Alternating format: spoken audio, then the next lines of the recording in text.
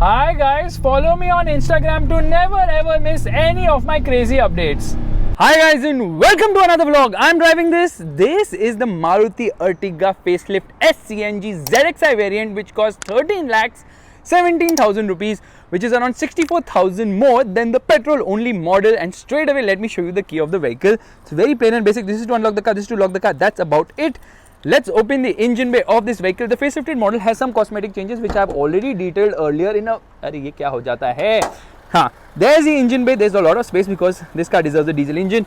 There's insulation here, of course, and I've already done a detailed vlog on the Ertiga before, so you can click on the top right to see it. So you're just going to focus on the CNG bits. Now they gave this an update with the facelifted model. I mean, the facelifted model got some updates. You can see it's a very long car with a massive door and massive windows. Alloy wheels look decent, but it looks under-tired for sure. Chrome door handles, request sensors on both the sides. Very nice Maruti, I like that. Antenna can be made very long if you want. Look at the window area, it's massive. Chrome door handles. But how do you recognize this is a CNG model? Well, it says CNG right here to tell you that there's no badging of ZXi or anything of that sort. It's available in two variants, VXi and ZXi. Okay, not all LED lights. Again, Maruti's trademark bindi, which obviously was there in the Baleno as well. This chrome thing has been added now. There is no reverse parking camera, although you get rear parking sensors. So CNG guys do not deserve a reverse parking camera is what I'm understanding.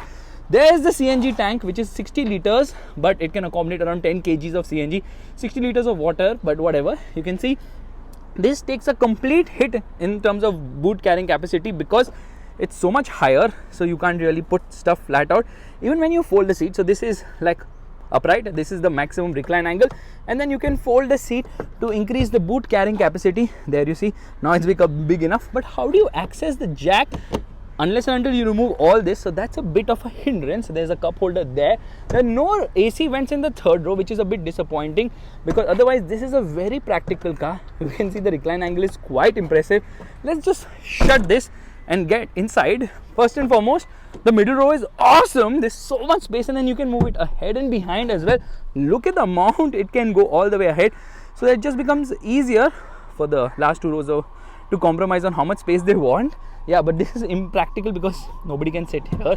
This is all the way behind, and then I can obviously push the seat like this also. So recline angles are amazing. Car is very comfort oriented, and if you want to get into the last row seats, that's also easy because there's a lever somewhere here. किधर गया lever? मुझे मिलता क्यों नहीं? Okay, yeah, that's how it tumbles, unfortunately. Or you know what, you can push it like this ahead and then get inside. Last row is okay, not that great, but mostly last row is always reserved for children only. But you know what, center passenger does not get a head only. There's no headrest, but there's a center armrest which does not get cup holders. There's a charging socket there, some storage space, but it doesn't have USB at the rear, which is very disappointing again. AC vents have been placed on the top, good amount of headroom. Overall middle row comfort is actually quite nice, nothing to complain about. But window is huge, door pockets also decent size, door is also huge. Look at the size of this door, it's kind of crazy. Like I told you, request sensor has been given here. It says CNG right there as well. And you know what, the glove box is decent sized, but because this is a CNG, it has to have a fire extinguisher, which is hidden here. Yeah, so in times of fire you might not find it only because itna chupa hua hai. The good thing is that these seats fold completely flat. Okay, yeah, like this it folds completely flat, which does not happen in the XL6. Anyways, let's get to the front. Very minor changes. It's just CNG badging at the front and the rear. That's it. Fire extinguisher and the CNG tank in the boot. That's about it. There's no other change. Obviously, spare wheel is placed here below, which is not an alloy. Should be full size, but not an alloy. There is the exhaust of the vehicle, and everything else is the same.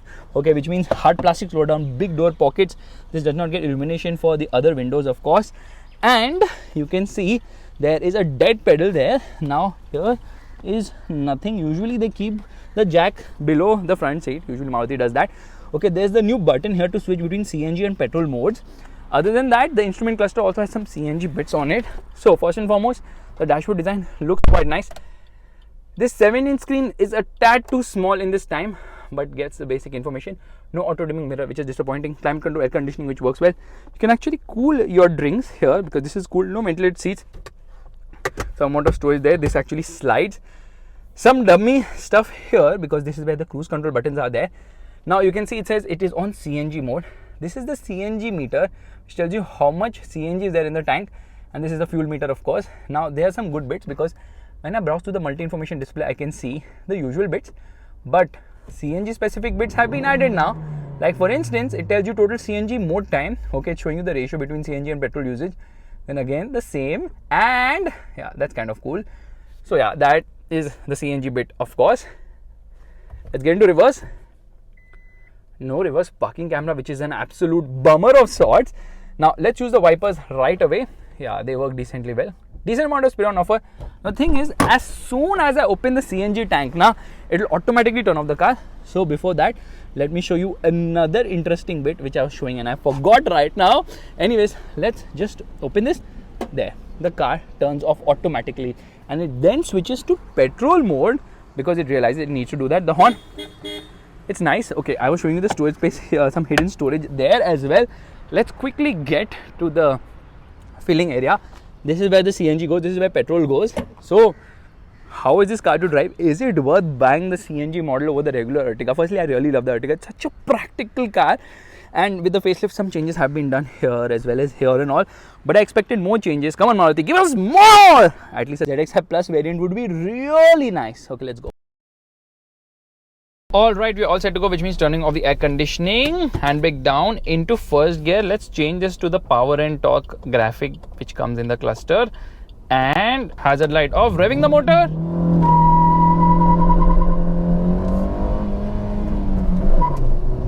That is the wheel spin you're hearing in CNG mode. Yeah, we are in CNG mode right now.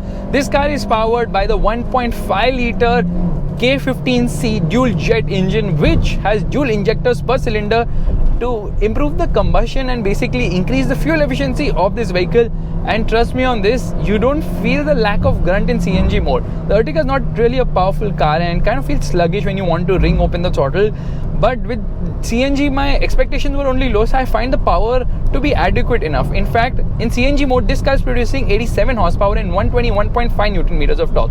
You can switch it to petrol, where it produces 99 horsepower and 136 Newton meters of torque, which happens to be 4 horsepower less than the petrol only model. So with CNG, how is the power reduced in petrol mode? Well, simply because this does not get mild hybrid tech, which has been removed in the CNG model, because I don't think mild hybrid can work with CNG, or probably they wanted to, reduce the price gap between the petrol and the CNG models. Anyways, performance is okay. It doesn't feel that great because low end is kind of lacking. Mid range is nice, and again, I would say it is nice because it moves a bit there in the mid range. Doesn't have a kick in the pants feel. You don't expect that from a van, of course, but power delivery is very linear here, and top end is kind of lacking because it also redlines pretty fast. I think driving the manual is making it so much better. Firstly, this car is not available in automatic variant at all, because CNG guys not only not deserve a reverse parking camera, they also do not deserve a higher trim or automatic gearbox and all those things. Anyways, that's a stupid joke. Anyways, refinement levels are absolutely stunning. This motor is super duper smooth and refined, and the CNG model in petrol, what am I saying? CNG model, when driven in petrol mode, returns slightly lower fuel efficiency because obviously it does not get the advantage of mild hybrid. But in CNG mode, you know what, the running cost is almost half. Firstly, the CNG tank can take in around 10 kgs of CNG, and CNG costs around rupees 76 per kg, which makes it around 760 rupees on a full tank when you fill it from 0 to 100. On that, it will go around 180 to 200 kilometers because the claimed mileage is 26.11 kilometers per kg. Overall running cost happens to be around 4.5 rupees per kilometer, which is almost half of petrol only model and slightly lower than the diesel. But obviously with CNG, the range is restricted, the fuel pumps are restricted, and then you have to stand in a long line to fill CNG as well. Here, let me downshift. Okay, we are already in third. Now the good thing is that the clutch is light, the gearbox is also very slick shifting, so some positives in that regard. The horn, it's not that great though, but I can come into 5th gear and it's a 5-speed gearbox, not a 6-speed yet. Okay, I expect Maruti to start offering 6-speed gearboxes in its car really soon as well. This car takes 15 seconds to go from 0 to 100 km per hour in CNG mode. In petrol mode now, it will take around 13.5 seconds, which is decently quick. But you know what is the problem of the Ertiga? Simply, it's just too soft. I mean, ride comfort is excellent, no denying that fact, but handling is not that great because the steering kind of feels lackluster. It does center, that's good, but there's plenty of body roll. Or what am I saying today? I don't know. What did I eat or drink and come? But body roll is there in plenty, and the engine gets quite vocal in the higher end of the rev range. There you can see me ringing open the throttle. In fact, top speed is around 160 kilometers per hour, which isn't bad. Redline comes in slightly under 6,500 RPM. Because of the softness, you can feel that it has this bouncy feel over expansion joints at higher speeds. Well, there are 3 variants of CNG on offer. One is the VXI, one is the ZXI, which I'm driving right now. There's no ZXI Plus, and there's a Tour M, which is I think based on the LXI trim of the Ertiga, which is for cab operators. And there's so many variants of the Ertiga, even without a diesel engine, because obviously you get it in petrol manual, you get it in petrol automatic, and then obviously you get it in CNG. Then there's the Tour M. So yeah, Tour M is actually available with petrol only and CNG as well. So yeah, you've got multiple options if you are a cab driver. So there, Maruti has made stuff practical for those looking to have really low running costs, but some amount of cost cutting here and there, like no auto dimming mirror and stuff like that, small infotainment system, that can be a bit of an eyesore for a car which costs 13,17,000 rupees. Yeah, that is the price of this car, 13,17,000 rupees on road Mumbai. The price is actually 64,000 rupees more than the petrol only model, but you will recover that cost in 13,000 kilometers if you run this car on CNG, because yeah, the low running costs actually help there. But only be careful of the long lines which you're going to encounter at petrol pumps, because they can be very long. Whenever I cross a pump and I see a long line, I know it's a CNG filling station as well, and that is something which will take time to be addressed unless and until we have a lot more CNG filling points. That's not going to change for sure. So this is a very comfortable and a practical car. In fact, like I've been always saying, the Ertiga is fantastic, better than the XL6, because you get your money's worth. This is a very practical 7-seater MPV with Maruti's trusted sales and service outlets as well. Just don't drive it on petrol, because you know it has that drinking habit as well. Don't understand why they removed the mild hybrid tech from here. That also assists in better performance, regenerative braking and all that stuff. But I think they were like, you know, already the weight is getting more because of the CNG tank. Let's reduce the weight by removing the mild hybrid and the batteries. Otherwise, this car will become really very heavy indeed. And you know what? It has a sport mode. If I press this button there, I'm in sport mode. I can instantly feel the added punch and performance in petrol mode, because that's how it is. And there you can see the engine becomes eager. It becomes quite loud in the higher end of the rev range. Yeah, red lines. With the smoothness, it doesn't cut you off abruptly there, which is kind of nice. And this car can be started on CNG, run on CNG. You don't have to get the car into petrol mode to start it and then turn it into CNG. No, direct, everything smooth as... I was going to say the word which I shouldn't have. Anyways, brakes are okay, huh? Into first gear, revving the motor.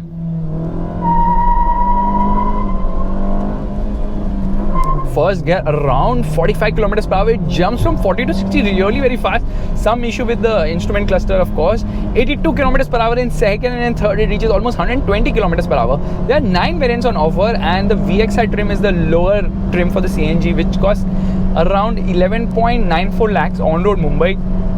But you will take 18,000 kilometers to recover that money, because I think you pay 84,000 more for the VXI CNG when compared to the VXI petrol only model. Motor becomes so freaking vocal now at higher end of the rev range. So let's do one thing. Let's switch to CNG now, and then in CNG obviously I can feel that the performance has decreased a bit. So I would say that this car doesn't really have flat spots in the engine, but it's not very enthusiastic as such. I mean, low end is okay. Like I was saying, mid range is a little punchy. Now I feel the punch in petrol mode, but it's sort of flat there as well. So not really a car you would like to push hard. This is a car best driven sedately, and when you drive it sedately now, it will reward you by sure-footed performance. Look at the brakes. Yeah, that is fine. Here we're going to downshift, and I think they've done a fantastic job in terms of insulation. Now you can't really hear much, and here we're going to do the braking test, which means hazard lights on, and lot of judder there. Okay, now we're going to launch in CNG mode, driving the motor.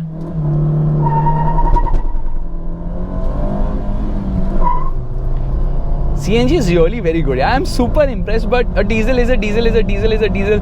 They should bring back the diesel, because the diesel is sorely missed. I want Maruti to bring back diesel engines, because they offer you the torque rush, and they obviously offer you good efficiency, and it's easy to fill long range and whatnot. The diesel advantage is just massive. Let's come to a halt here. Let's get into first gear. Let's turn it to sport mode, which is petrol mode. Revving the motor.